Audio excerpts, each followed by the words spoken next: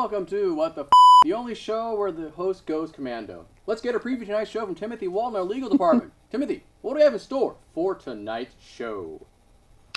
Jim, on tonight's show, we will discuss facial hair for women, the Emperor's new dress, taking your spouse down a notch, and what it means to spoon. Thank you very much, Timothy. We'll join you at the end of the show. Hey, let's meet tonight's panel of KMVT's on-air personalities toolbox. They are the biggest. Starting with the far chair, it's project manager Kate Swanson. She's so charming, she convinced Peter to have a barbecue.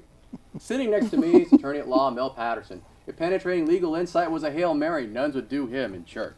Finally, in between them, she's the love of my life, Isis Love. She's also the spokesperson for the Lamb Council. If you don't have lamb for dinner, you're eating mutton. Issue number 1, do women care for a man's facial hair?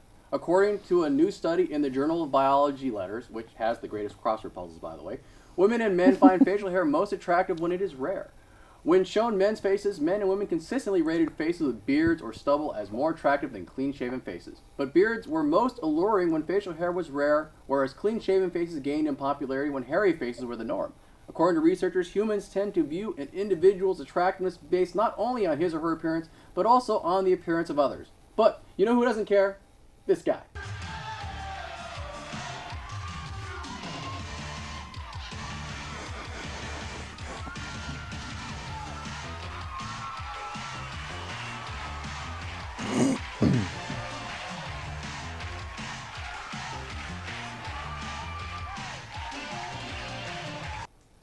Yeah, he's been bikini waxes in the mid-'80s. But all right, Kate, attractiveness is relative. Agree or disagree? I think attractiveness is definitely relative. Okay. Yeah, same for facial hair, though? You know, I've never been that positive about facial hair. But has it been consistent, that it has been consistent over time, or has it waxed and waned over the time? That's good. Waxed. Waxed and waned. I didn't think of that. Yeah, where did that come from? It's been consistent over the time. Okay. Yeah. All right. But you do buy that it is relative, right? Well, because you're attracted to something, you know, a little new and different, just like. So if everyone looked like, say, Rob Lowe, and then someone looked like Mel would be the hot one, right? Definitely. Okay. All right. Mel's hot. All right, Mel. You know, what's your take on this? Attractiveness of facial hair. Well, to be honest with you, Jim, I tried beard once in my life, and didn't work for me. Actually, I was told I looked like a burglar. Okay. or a bank robber. Is that what the police told you? Well, there was those guys too. Yes. Yeah, and. Well, you know, it certainly didn't help attract women or anybody. Well, when was this that you had a beard? I would say in the 80s. Okay. Yeah, but you think beards are kind of getting trendy now, so you think you might have hope? For other reasons, no. I mean, you know, whenever. Well, I'm just surprised you're able to grow a beard. I can actually. Okay. I really can. It's just that it's very gray and white now, and you know. Okay. So you look like Santa Claus. Yes. Like an Asian African American Santa Claus. Yeah. That's exactly right. What would an Asian African American Santa Claus give people? Social diseases mostly. There you go. Hey, Pookie, would you prefer that I actually get some facial hair? You know, honey, I think the idea of a man who's so busy and whose woman keeps him so entertained that he doesn't have time to shave is actually kind of hot. But I have to kind of point out that, honey, the study that you quoted, and I'm not really, I mean, I don't mean to, belittle your research, but boo-boo, they did that research in Brooklyn, honey. Who cares what people in Brooklyn think about facial hair? Well, you know, they say it's, trends started in New York and worked their way out west, right? Mm-hmm. Everything works its way out west, but it gets improved along the way, sweetheart. So let's really not focus on what Brooklyn people think. Oh, you mean kind of like herpes? Well, you know, that's, you weren't supposed to mention that on camera, honey. Oh, sorry about that, dear. We'll get it. We got doctors for that. So you don't mind if so you prefer that I stay clean, my face is shorn? You know, you know, being me and who I am, I've gotten kind of over my whole facial hair thing, and I think I have enough for both of us. And I think that clean shaven is kind of a cute look for you, dear. It makes you look so innocent and naive and more professional, I think. That whole fuzzy Timberman thing is overdone. So you don't like the goatee? The goatee wouldn't look good on me? Well, the little scruffy stage you get to beforehand, we might talk about that. But the full-on evil villain with the black hat and black cape goatee thing, no. Oh, okay. So you don't like me with the black hat and cape? Okay, vaudeville. Not out in public, sweetheart. All right, but so you two agree with it. You know, ISIS doesn't. So I'll go with you two. Is it just facial hair, or are there other types of hair that this would apply to? Oh my God! I hesitate to even ask. What? Use your imagination. Maybe mohawks are coming back. You know, like long hair, short hair. What were you thinking about, Mel? I think I'd be happy climbing on his lap when he was playing Santa Claus. Wait a minute. I don't think Mel's getting a bikini wax anytime soon. Sorry, sweetheart. I'll control myself. A girl can dream, right? Mel. Oh my God. No bikini wax for you, right? No, I would think not. Yeah, even though if you do take those selfies on Facebook, so from time to time. Anthony Weiner was really inspired by you, I hear. I should hope not, because I don't want to get anywhere close to that guy. Okay, but if women do, if this is true for women, does this explain? Does this make sense to women, or does it explain why women are insane? Oh my God! You want me to say this on the air? No, I'll ask the lady. Does this make sense, or is it just an indication of insanity? Women are not insane. Okay. Say that again. Okay, women are not insane. Okay. Okay. It's true. Right. Okay, yeah, sure. So I'm not dating a sheep. Hey. I mean, I'm sorry, ISIS. It's not on your side. Are you reflecting upon my alternative lifestyle? Jeez, I thought this is California. We respect the diversity and stuff. Sheep. Okay. But yeah, Pookie, do you think there's a rational explanation for this, or is this just an explanation of why women are insane? I think that basically, and no offense to you, sweetheart, but sometimes men can get a little bit boring, and so you need to change things up a little bit throughout the history of time. And if the best you can do is sprout some facial fuzz to make things a little more interesting, then men in general should go for that. Mel, and when everyone looks like Rob Lowe, you're a lucky man. Hey, we're into the segment. Issue number 2. I see London. I see France. Would you wear see-through pants? Netherlands-based studio Rooskirt has invented a dress that turns transparent when the wearer is aroused. The garment comes in an option of white cloth or black fake leather. Tiny invisible sensors detect changes in the wearer's body temperature and heart rate, and the fabric changes color and transforms into clear plastic when the sensors tell it to. This means that in addition to arousal, emotions such as excitement, fear, anxiety may also cause the dress to become see-through. But you know who doesn't have to worry about this? This guy.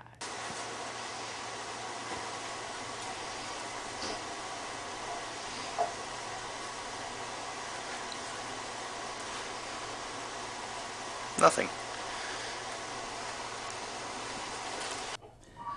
Yeah, I don't know really what's up with that guy, but all right, Mel. Let's see here. See-through. Well, why am I starting with you, Pookie? I'll start with you. A see-through dress. A great idea or bad idea? Well, honey, if you need to look at my dress to tell me if you're getting me aroused, then you're doing it wrong. Okay. I think the technology would be much better used for men who are married to women who are in menopause, so that when they're clear, when their red armband turns clear, he knows it's time to go out and buy a pint of Ben & Jerry's and a dozen roses and come back home. Oh, as opposed to just not coming back home at all. That's not an option, sweetheart.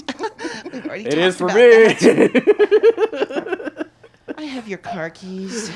That's true. She does have my car keys. She's my ride.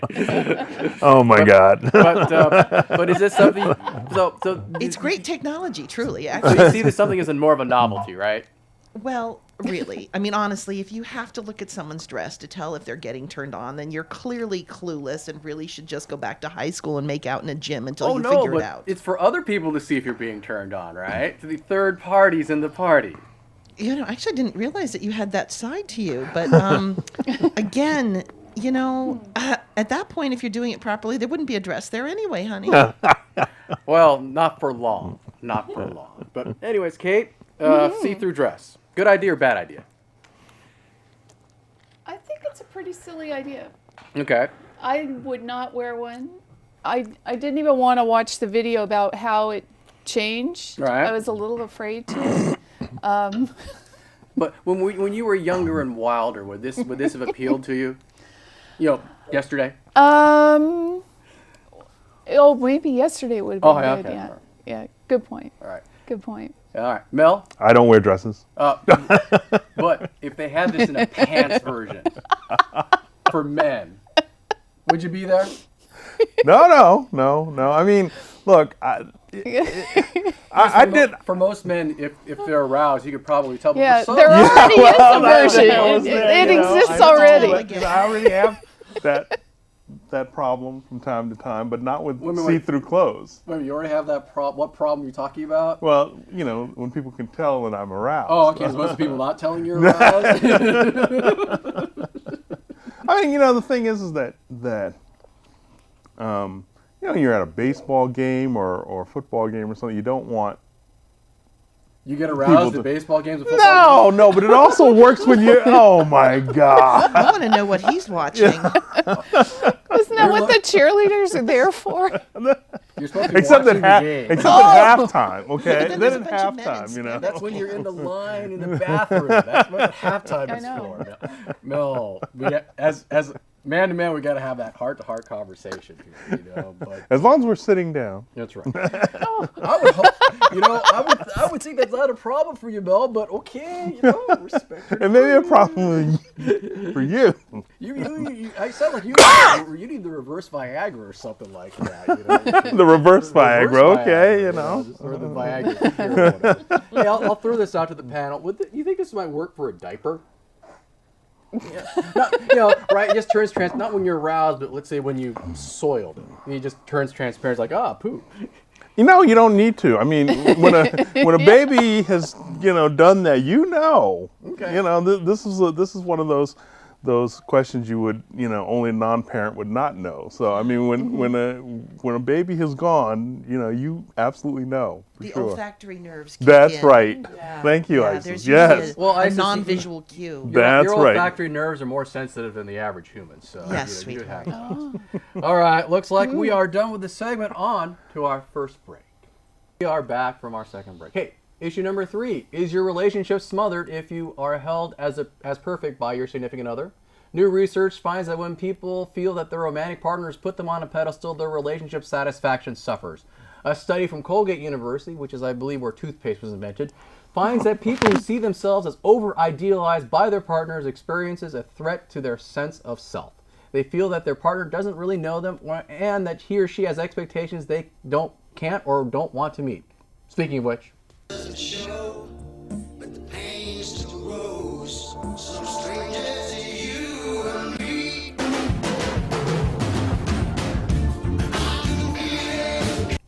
Yeah, the bloom is off the rose and they're just kind of making bongo drums on your breast there. Hey, Mel, rose-colored glasses, bad for relationships. Agree or disagree? Disagree. Why is that? Well, I mean, look, I kind of think that there aren't very many expectations that I can't meet. Really? Really. Okay. And my modesty, I'm sorry I have to, and I'm trying to be modest here, but the fact remains that there aren't many expectations beyond things like cooking. I can't cook. Like going through a baseball game without having an erection. How's that? is that too much? Yeah. It depends. It really depends. Because most people fall asleep in baseball, but if you get turned on by baseball, that's good for you, Mel. Sometimes baseball is a good thing with certain partners. Okay. All right. I don't really want to know what that is, but so there you go. You don't agree with this. You think it's okay to just idealize your romantic partner? Yeah, absolutely. I mean, I've been idealized so many times that,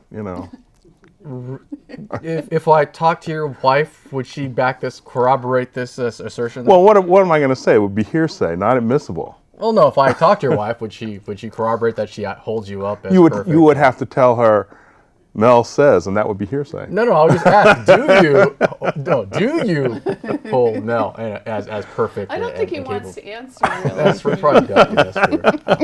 Kate, yeah, what's your take on this?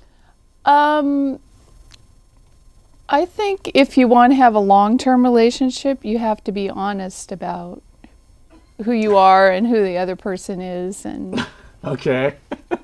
You know, what the other person is. Okay. All right. Is that sheep hating again? No. You just want to see them as they really are. I work with him, you know, and I appreciate your sympathy. I know. All right. But there you go. So you actually kind of agree. If you over-idealize your partner, I do agree. It would be bad. Well, do you think it's possible to have a serious long-term relationship by over-idealizing your partner, or do you think that eventually the bloom will go off the rose?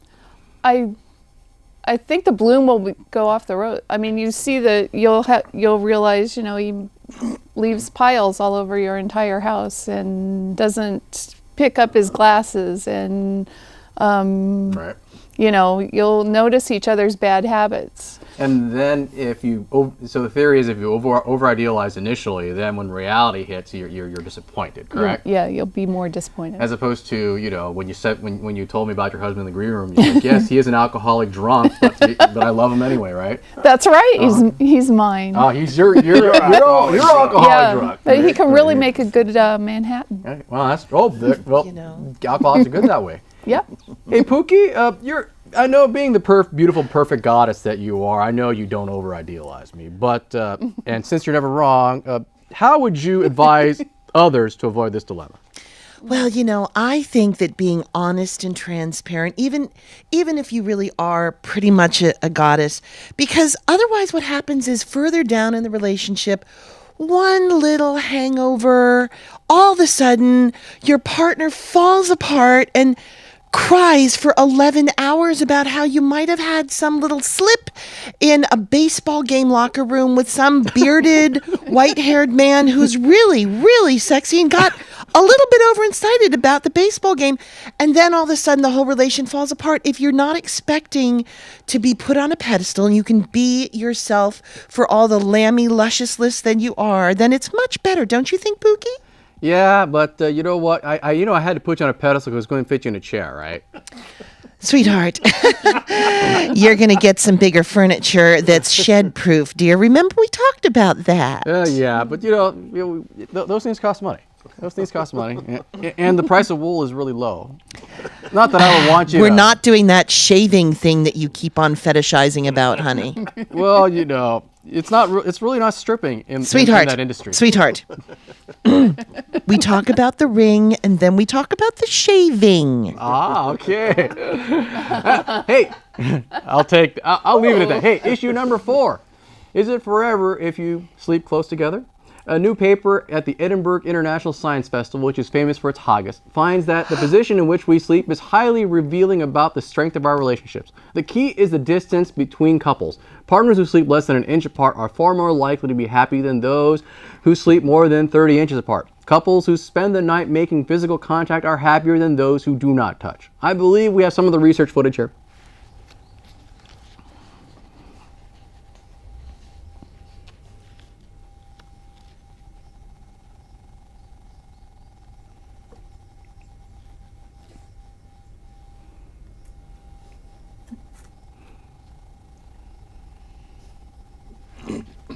Honey, that looks like you when you're begging for sex. Asleep? Oh. Yeah, I think they have a good close relationship there. Hey, Mel, sleeping position indicates the strength of a relationship. You buying this or not? I actually think that may be true. I mean, I'm fairly territorial in bed, so you know, I like to keep to now.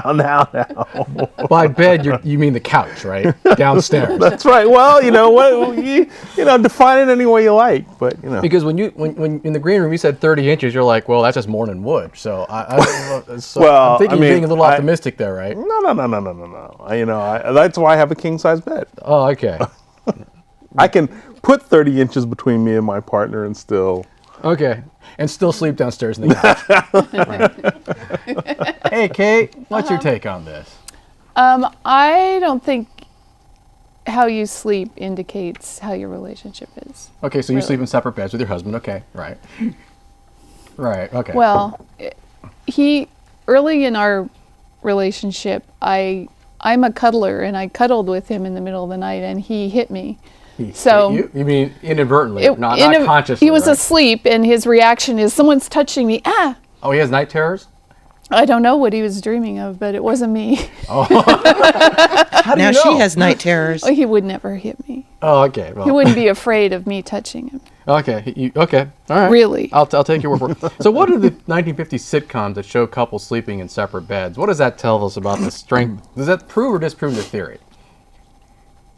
I don't think those were realistic. Okay. So either way, right? Yeah. Okay. Yeah. All right. People didn't sleep in separate beds in the 50s and 60s? I don't think so. Okay. I'll take your word for it. Hey, Pookie, when you sleep out in the you sleep out in the meadow, and I sleep in a shed. So what's that say? Well, you'd be able to join me in the meadow if you didn't keep on kicking and trying to pull me on top of you when you got cold. Yeah. Well, and then there are the other sheep. Well, group. You were the one who said you wanted to try the group thing, dear. But honestly, now I have to say that most of my animal kindred have it right. If you sleep in a big, happy, warm, cuddly pile, you feel safer, you sleep better. It's only you humans that have this thing about, and no offense, dear, you still want to be around me when it's Christmas time because I still want to climb on your lap. But a king-size bed sleeping 30 inches apart, no, baby. Okay. Mm-mm. Well, no, I have to get snuggled right up on you. But I don't want the wool pulled over my eyes. So You did yesterday. that's true. But I was wide eyes open for that. And then there's the So was wolves, I. and there's the wolves that kind of come prowling around. That kind of disturbs me, especially when I'm naked. But anyway. You said you were allergic. Yeah, well, you wouldn't let me bring the gun to the fire, so you got to beat off the wolves there, right, honey? Well, or just beat off. That's no. She's there to make sure I don't do.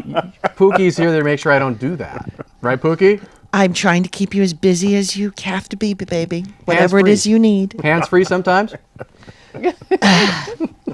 That's what the rest of the pack is for. That's hands off. That's what you told me. Hands off, right? You're still allergic, dear. Don't get too frisky. That's true. I'm gonna have to whip out the woolite again, ain't I? Oh well. All right, we are done with the segment. On to our second break. And we are back from our second break. Hey, for those of us you want to send us comments, questions, snide remarks, our Twitter and email information is somewhere below here. So feel free to shoot us a message, and maybe if I ever open up, I'll get back to you. Anyways, we are at the third segment of our show. This is the fact-checking segment. This is where we would find out where we went wrong during the course of the show, and for that, we join Timothy Walton in our legal department. Hey, Timothy, how did we do tonight? Technical difficulties, makes it a little more difficult, but that's not my area of expertise. I'll leave the technical issues to someone else to deal with, and I will simply address the various misstatements made by panelists and yourself, Jim, over the course of this episode. So I think it's pretty clear, but just for certainty's sake, Mel, your wife did call. You are sleeping on the couch tonight. Again? Aw. That 30 inches, that can be a lot more.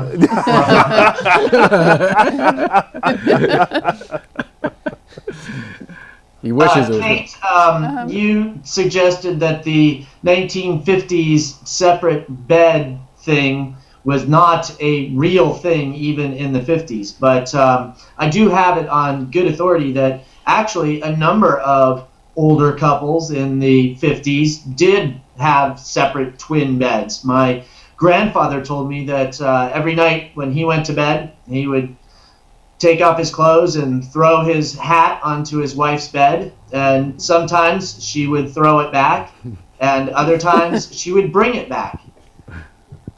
Okay, so that was like the way they communicated. That's how they made separate beds work. Okay, very creative. There you go. Let's see, Mel. Of course, we know that you do wear dresses. That was a misstatement. Also, I don't know if you guys actually looked at the picture of this disappearing dress, or they actually had a video of it too. It's not as impressive, I don't think, as it sounds, but it's also, this high fashion couture thing. Nobody's gonna wear it to a baseball game. No, we're thinking of a pants version of Right. that you wear to a baseball game. At least if you're Mel. Yeah, well, I think Mel was actually right that it don't need to be transparent for everybody to know. Some guys need a little help. Not me. Yeah, that's just 30 inches, right? It's 30 inches he keeps talking about. Well, Jim, apparently you need help knowing when a diaper needs to be changed. I'm not having children with him. That's definitely true. I don't. Don't you just have new nephews though, or yes? You don't spend enough time with them, buddy, because you'll know. Yeah, that's what my brother and sister-in-law keep telling me. I got to spend more time with them and changing their diapers. I imagine avoid number 2. Change a couple number 1s, but I haven't had it's an experience to be had. No, you're looking forward to it. Hey, Timothy, we got a minute left. Well, I would like to address something that Isis Love said. Pookie. Go ahead, baby. I'll catch up with you later, but go ahead. Tell me what you got to say. Jim should not be put on a pedestal because he's afraid of heights. He spends a lot of time down here on the ground with me, baby. Don't worry. He's not up there very often. Anything to make her happy. My verbal, yeah, I'm told my verbal skills are very proficient. Or No, that was oral skills. He's a great orator. No, Let's I think leave it she at meant that. verbal. I can talk my way into anything, right?